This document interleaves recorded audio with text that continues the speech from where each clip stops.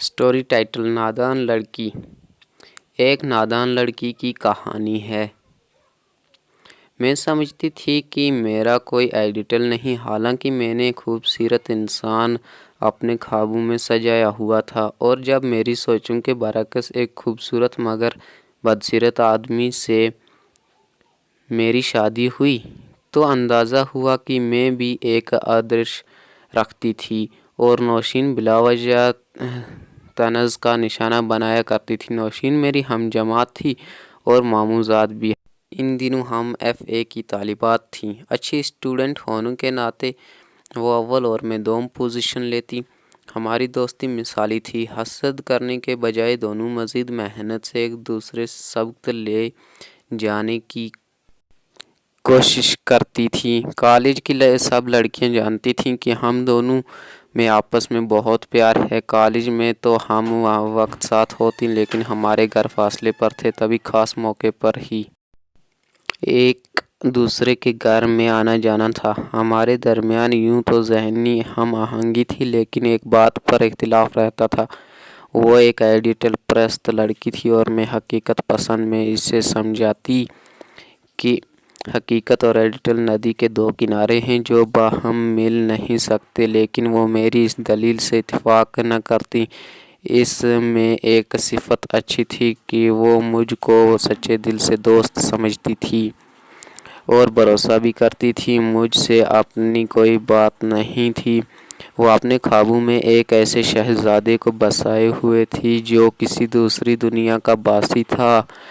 ایک خوبصورت جیوں ساتھی کی تمنا کرتی تو میں کہتی کہ جیسا پر تو تیرے خوابوں میں ہے، حقیقی زندگی میں ایسا حسین شہزادہ تجھ کو مل نہیں سکتا، لہٰذا تم کسی یوسفزئی خوابوں کے بجائے کسی خوبصورت سیرت شخص کو بطور جیوں ساتھی اپنے رب سے مانگا کرو۔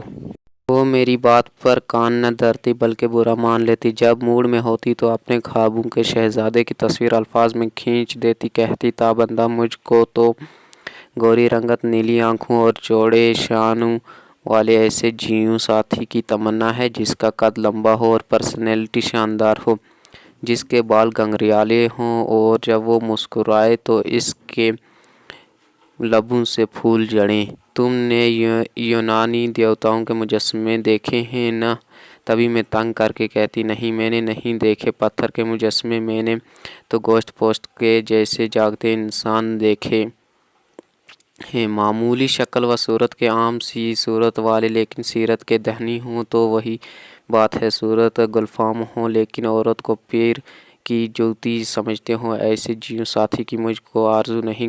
خدارا سوچوں کہ اس خوبصورت جال سے نکلوانا اپنی ہی سوچوں میں الجھ کر رہ جاؤں گی۔ یہ تو سچ تھا کہ ظاہری خوبیوں والے انسان کا باطن بدصورت ہو تو اس کے ساتھ زندگی بسر کرنا مشکل ہو جاتا ہے۔ میں نوشین کی سوچ کو نہ بدل سکی، اس کو حقیقت تسلیم کرانے میں ناکام رہی اور وہ اپنے خوابوں کے بنور کے حصار سے باہر نہ نکل پائی۔ وہ بحث میں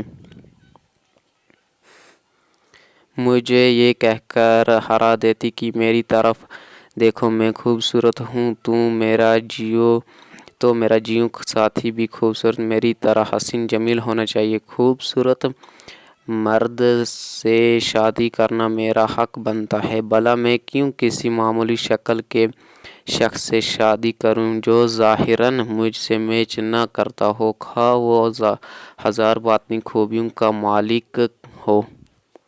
مجھے نہیں کرنی کسی بد شکل سے شادی۔ بعض اوقات انسان ایسی بات زبان سے نکال دیتا ہے جس میں نفرت اور غرور بھرا ہوتا ہے، تب قدرت کی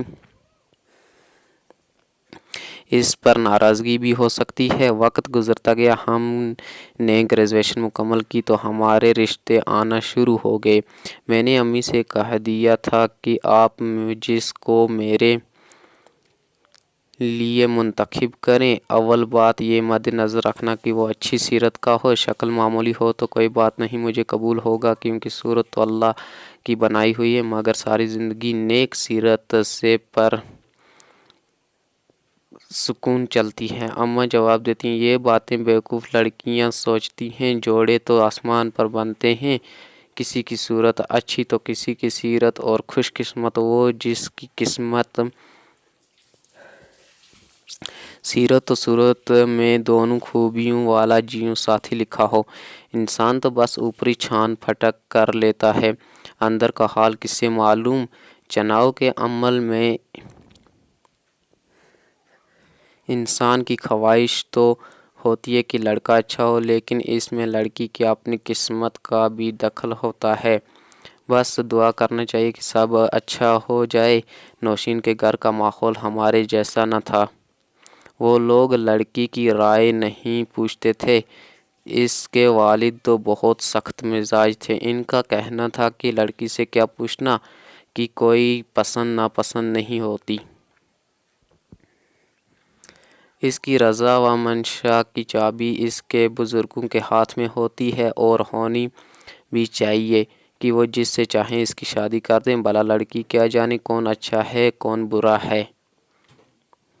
ماموں عجیب مزاج رکھتے تھے۔ وہ سنتے سب کی مگر کرتے اپنے من کی تھے، اور جس بات پر اڑ جاتے دنیا کی کوئی طاقت ان کو اس کام سے باز نہ رکھ سکتی۔ ہاں، ماموں کی ایک سوچ مجھ سے ضرور ملتی تھی۔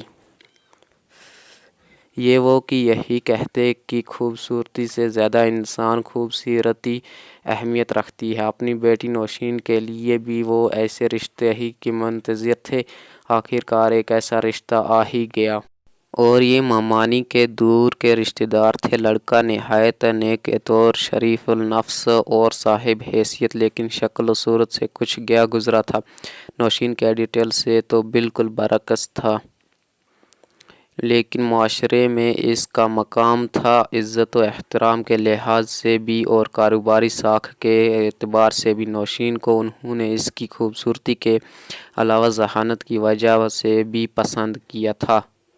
لڑکے نے جب نوشین کی ایک جھلک دیکھی تو اس سے شادی کرنے کا سوچ لیا۔ وہ اپنے جذبے میں سچا تھا، مگر نوشین نعیم کا مذاق اڑاتی کہتی کہ اس کے شخص کے خواب تو دیکھو۔ کوئی کہ چونچ میں انار کی کلی۔ میں نے کہا نوشین، کیا معمولی صورت والے کو خوبصورت خواب دیکھنے کا حق نہیں ہوتا؟ شکل و صورت کے لحاظ سے تو وہ لڑکا مامانی جان کو بھی ایک آنکھ نہ بایا، مگر ماموں کا تو اپنا الگ سوچنے کا رنگ ڈھنگ تھا۔ وہ نعیم سے ملتے ہی دل و جان سے اس پر فدا ہو گئے اور اسی کو داماد بنانے کی ٹھان لی۔ وہ بیوی کو سمجھاتے کہ نیک بخت قدرت نے نعیم کو ایسی متوازن شخصیت سے نوازا ہے، اس کے تو باطن کی خوبصورتی کو لوگ نہیں دیکھ سکتے، کیونکہ ان کی آنکھوں پر تو ظاہری حسن کی چکا چوند سے پٹی بندھی ہوئی ہے۔ اب ان کے گھر میں کش و مکش شروع ہو گئی۔